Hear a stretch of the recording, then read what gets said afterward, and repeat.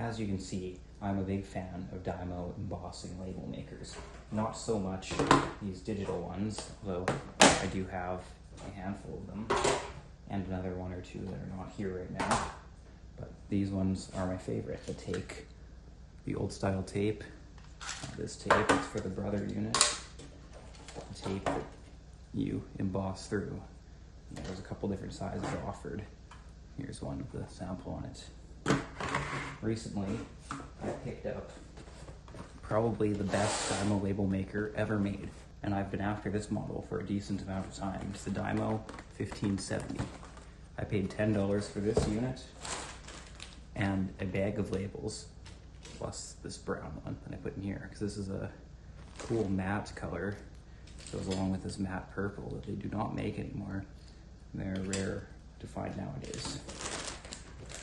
Let's open this unit up and see what's so good about it.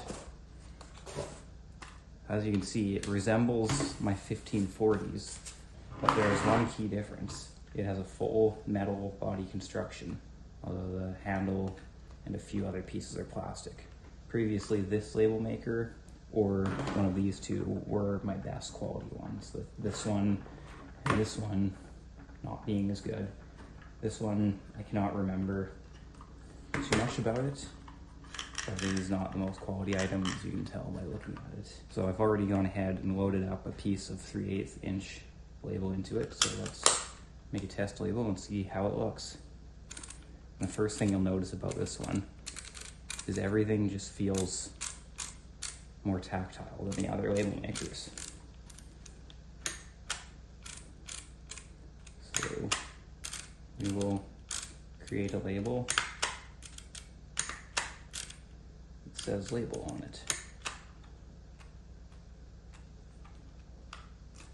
And here we go. And this one, you can see it cut off too far, so I need to take it apart and adjust some of the mechanism. But that label is embossed way further than, say, my new 1540. It looks very similar to the old 1540, but I will show you shortly that they are very different devices. To get a better idea of the weights of these two units, I brought out a small scale. Make sure it's taking on fully. The 1540 model weighs 194 grams. And when we put on the 1570 model, it weighs 480 grams. So that metal really makes a difference. Now we will do a label comparison between each of my models. The way I'm going to do this is by writing out the model number on each label maker.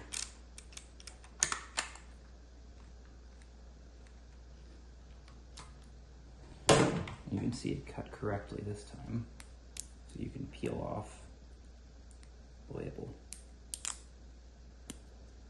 So we'll set that aside and get the rest of them printed out.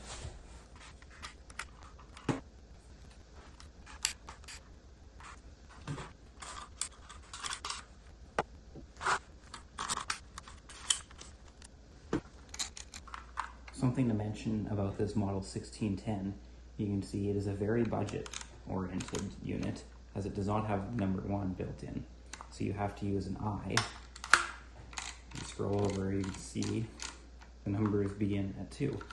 And there is also no 0. So you need to use an I should say, and a O to make the numbers 1 and 0. This model, the 1855, also shares features with the 1610 that it does not have a 1 or a 0 option, so you have to use the letters as well. Although looking at it, you do have an Enya character and that one which I do not know the name of. Now that all the labels have been made, the first thing you'll notice is that the 1570 prints the largest. It is more suited to using the 1/2 inch tape, because when you print it onto the 3/8 inch, it takes up almost all of the label, which I do not find as visually appealing. It feels like the best quality label maker, in my opinion. And here are the two 1540s. You can see this is the older 1540, and this is the newer 1540. This one has embossed a lot more than this one has. Okay, this one is just lighter, more spaced out. The numbers do not look as nice. The 1766, it's one of my favorite label makers in the way that the characters come out looking. They have a shorter look that's slightly wider and looks different in my opinion. The 1755 looks very similar to it. I'm not sure the actual differences of the label makers. The 1610 is probably the worst in my opinion. I've never had good results with this label maker. You can see it embosses very weakly into the tape. The 1855 is also a very budget model, but it prints nicely in my opinion. You can see how much smaller the embossing is. It would be suited nicely to a 1/4 inch tape.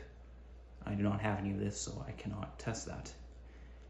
You can see when I began, this one you need to pre-advance the tape before you begin because it just sits right, it'll cut right there. So you have to advance it out and then start embossing.